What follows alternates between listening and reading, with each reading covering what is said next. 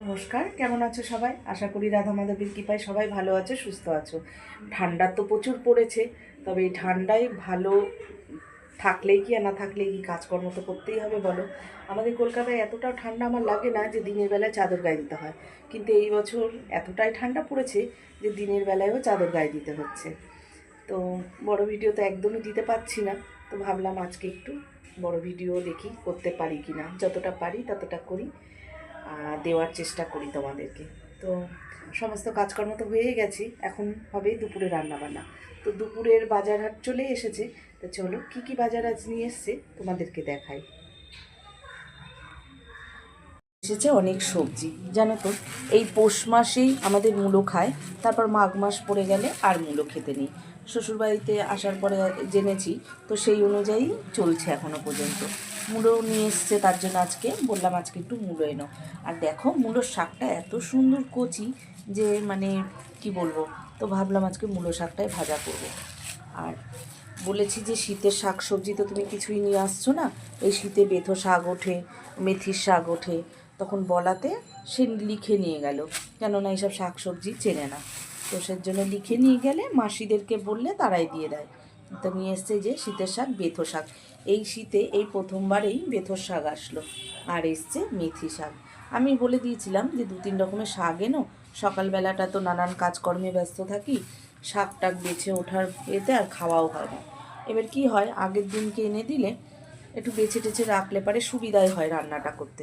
তার জন্য দু রকমের শাক নিয়ে এসছে।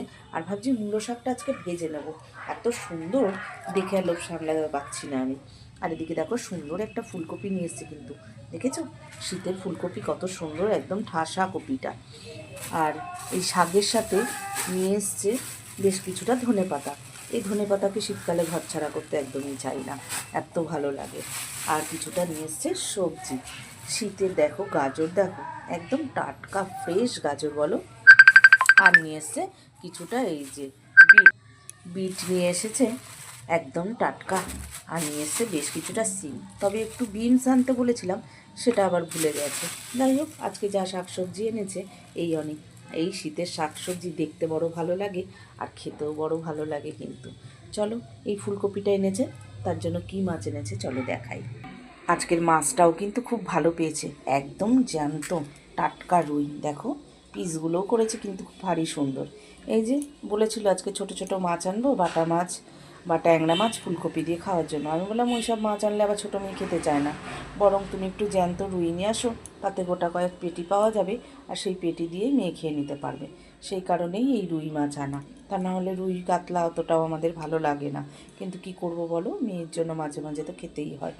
তো এই এনেছে আজকের মাছ, খুব সুন্দর না মাছটা, একদম কিন্তু টাটকা, দেখেছো? এই টাটকা টাটকা মাছ দিয়ে হবে ফুলকপি টমেটো ধনেপাতা দিয়ে ঝোল, দারুণ লাগে না খেতে? তোমরা কি ভালোবাসো আমার মতন এরকম খেতে? আমি কিন্তু খুব ভালোবাসি এরকম খেতে। চলো, হাতটা ধুয়ে নিলাম, এবারে রান্নাটা শুরু করব। এদিকে স্যার এসেছে ছোটো মেয়েকে পড়াতে, তা একটু চা করে নিলাম, আর সেই সাথে আমারও একটু আর ওর বাবারও একটু চা করে নিলাম, তাকে নিচে দিয়ে দিলাম, আর আমারটা নিয়ে একটু বসবো, তারপরে আবার রান্নাবান্না করবো। এই লঙ্কা গাছটা তো তোমাদের প্রায়ই দেখাচ্ছি, তবে শর্ট ভিডিওতে দেখিয়েছি। তা ভাবছি যে বড় ভিডিওতে তোমরা যদি আবার অনেকে না দেখে থাকো, তাই একবার তোমাদেরকেও নিয়ে আসলাম। দেখো কী দারুণ না হয়েছে, লাল একদম, দেখেছো? তাই ভাবলাম একটু তোমাদেরকেও দেখিয়ে দিই, তোমরা যদি আবার শর্ট ভিডিও না দেখো কেউ, সেই কারণে। দেখেছো গাছ ভর্তি আমার লঙ্কা হয়েছে গো, এত ভালো লাগছে কি বলবো। তাই ভাবলাম একবার বট ভিডিওতেও দেখাই। দেখেছো নিচেও হয়েছে অনেক। চলো, এই জানলার ধারটিতেই একটু বসলাম, এখানে হালকা একটু রোদ আসে সকালবেলাটা, তবে এখন আর কিন্তু নেই। আর আজকে কিন্তু বেশ ঝরঝরে রোদ উঠেছে। আর এই যে চাটা নিয়ে একটু এখানেই বসে পড়লাম, চাটা খেয়ে তারপরে করবো রান্না। চলো এখন তাহলে রাখি। তেল দিয়েছি, তেল গরম করে দেখো মাছ ভাজতে দিয়েছি। আর দেখেছো মাছটা কীরকম গুটিয়ে গেছে, জ্যান্ত মাছ তো, সেই জন্য আগে মাছগুলোকে ভেজে নেব। এদিকে ভাতটাও বসিয়ে দিয়েছিলাম আগেই, সব জোগাড়যন্ত্রী করার আগে ভাতটা বসিয়েছি, ভাতটা প্রায় হয়ে গেছে, প্রায় নামানোর মতো। এখানে আগে থাকতেই নুন আর হলুদ দিয়ে ফুলকপিটাকে একটু ভাপিয়ে রেখে দিয়েছি। মাছের ঝোলটা করার জন্য একেবারে একটা মশলা পেস্ট করে নিয়েছি। এর মধ্যে রয়েছে আদা, জিরে, শুকনো লঙ্কা আর গোটা গরম মশলা একসাথেই পেস্ট করে নিয়েছি। সমস্ত মাছগুলো ভেজে তুলে নিয়ে তারপরে ওই তেলের মধ্যে ফুলকপি আর আলুটাকে দিয়ে দিলাম, একটু ভাজা করে তুলে নেব। আর দেখো মূলো শাকটা বেছে কুচিয়ে এটাকে একটু ভাজা বসিয়ে দিয়েছি, নুন আর হলুদ কালো জিরে ফোড়ন দিয়ে দিয়েছি। ওদিকে আমি রান্নাটা বসিয়ে দিয়েছি আর এদিকে বেথর শাকটা বসিয়ে দিয়েছি ছোটোটাকে বাছতে। ওকে শিখিয়ে দিয়েছি কিভাবে বাছতে হয়, তো সেইভাবেই বাছছে। কাজ তো শিখতেই হবে, কি এখন না করো পরে তো করতেই হবে, তার জন্য শিখে রাখো। এই দেখো ওকে দেখিয়ে দিয়েছি যে একদম কচি কচি যেহেতু শাকগুলো, তো এই গোড়াটুকু বাদ দিয়ে তারপরে এরকম করে কেটে কেটে নিতে। এই যে তো সেরকম করেই ও শাকগুলোকেও বেছে নিচ্ছে, দেখো গুড গার্ল। হ্যাঁ, ফুলকপিটাকে খুব বেশি ভাজলাম না, তবে একটু হালকাভাবে নেড়ে নিয়েছি। এবার তুলে নেব। ফুলকপিটা তুলে নিয়ে বেশ খানিকটা সর্ষের তেল দিয়ে দিলাম। এবারে দিয়ে দিচ্ছি ফোড়নে বেশ খানিকটা সাদা জিরে আর একটা তেজপাতা।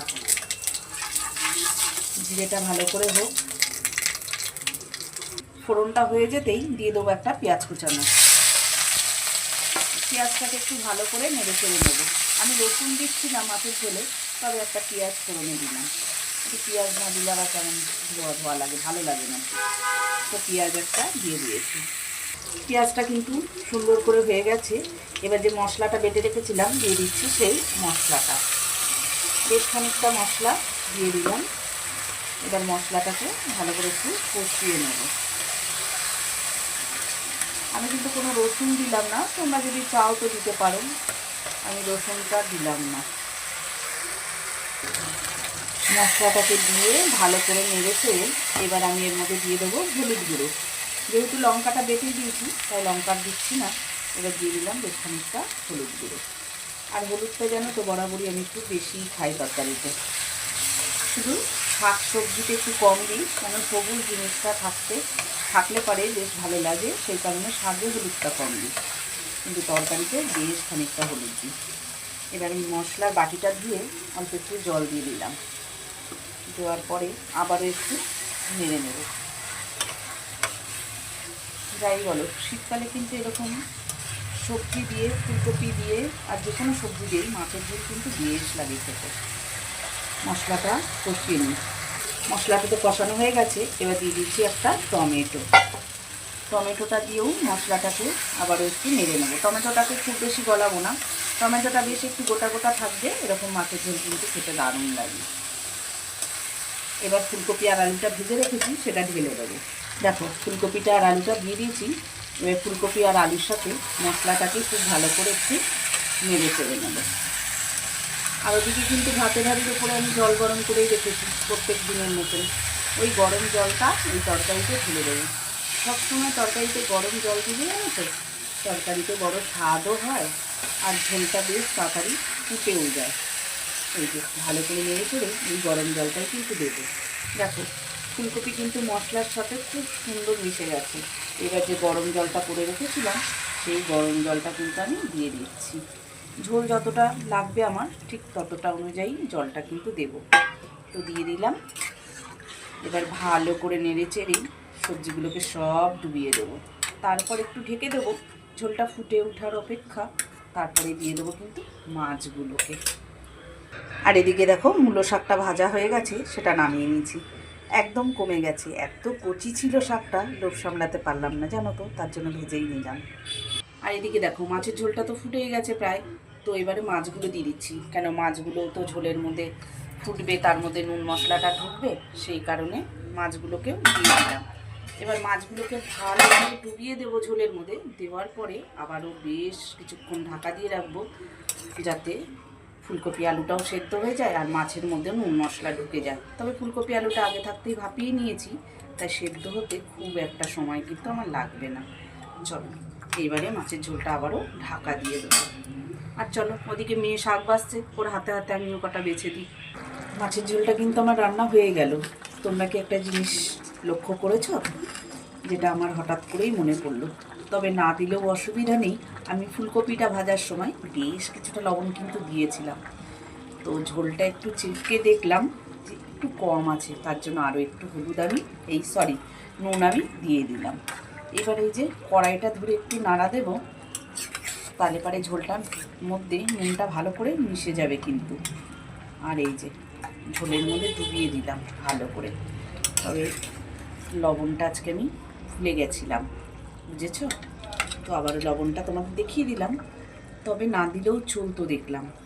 ভাবলাম একটু কম থেকে আর দরকার কি, দিয়েই দিই যখন ওই ঝোলটা এখনও হয়নি।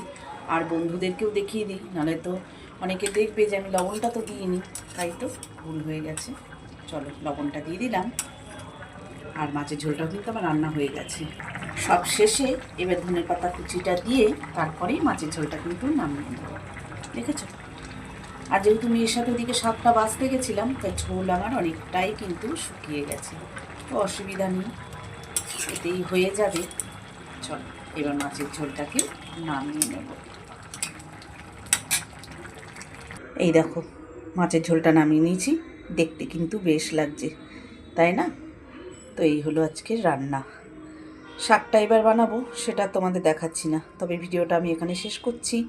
তোমরা সবাই ভালো থেকো, সুস্থ থেকো, আর আমার ভিডিওটা ভালো লাগলে একটা লাইক করো, নতুন হলে সাবস্ক্রাইব করে পাশে থেকো।